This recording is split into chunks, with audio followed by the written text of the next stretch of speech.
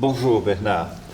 Bonjour, mon cher président. Voilà, nous venons de fêter les 35 ans d'existence et de la fondation de la Fédération européenne des banques alimentaires, qui maintenant s'appelle la European Food Bank Federation.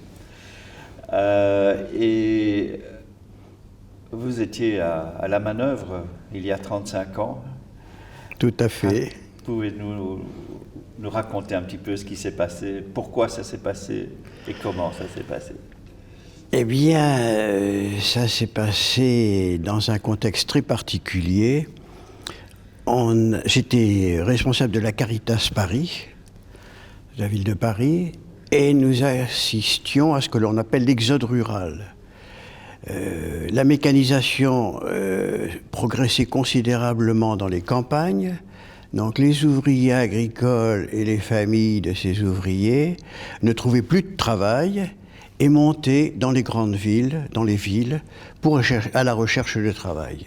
Donc on avait une arrivée sur Paris, beaucoup de gens dans une situation de détresse, et le premier des besoins, avant même le logement, c'est celui de la nourriture. Comme je m'occupais de la Caritas de la ville de Paris, avec l'association Emmaüs, qui avait été créée par l'abbé Pierre, qui est assez connu, ainsi que l'Armée du Salut, nous nous sommes réunis, confrontés à l'appel de ces personnes qui demandaient de l'aide alimentaire, pour créer une première banque alimentaire, parce que nous avions été informés par un Français canadien qui s'appelle Francis Lopez, qui était venu nous expliquer au panel des associations parisiennes ce qu'était une food bank, puisque lui-même était animateur d'une food bank au Canada. Et personnellement, ça m'a séduit. Je me suis dit, effectivement, il faut se lancer dans cette expérience. Donc, avec les associations qui ont bien voulu suivre, comme Emmaüs, l'Armée du Salut, l'Entraide protestante, nous avons créé la première banque alimentaire. Alors, ça a été évidemment pas facile parce que nous n'avions rien. Il fallait déjà chercher un local.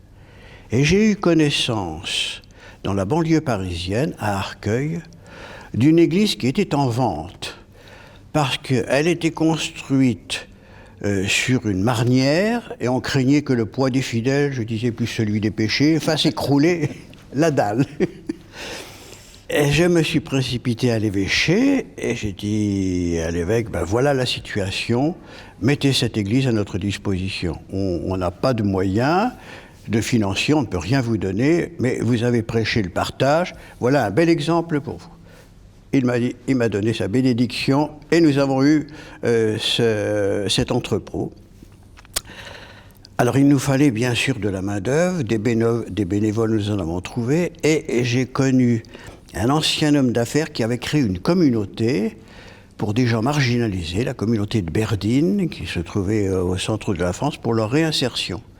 Et il m'a dit, je vais t'envoyer comme manutentionnaire mes garçons, qui sont venus habiter d'ailleurs dans l'appartement qui jouxtait l'église, qui était destiné pour abriter les prêtres. Et puis, nous avons fait quelques appels.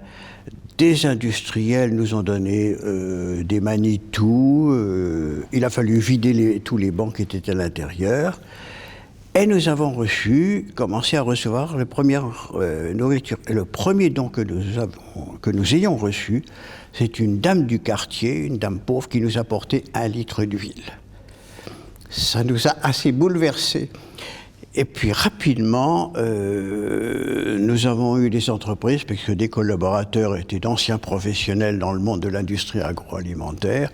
En plus, nous avons eu un responsable de la publicité, l'agence Seguela, avec un des bénévoles qui avait été un grand professionnel. Et nous avons eu tout de suite une large publicité.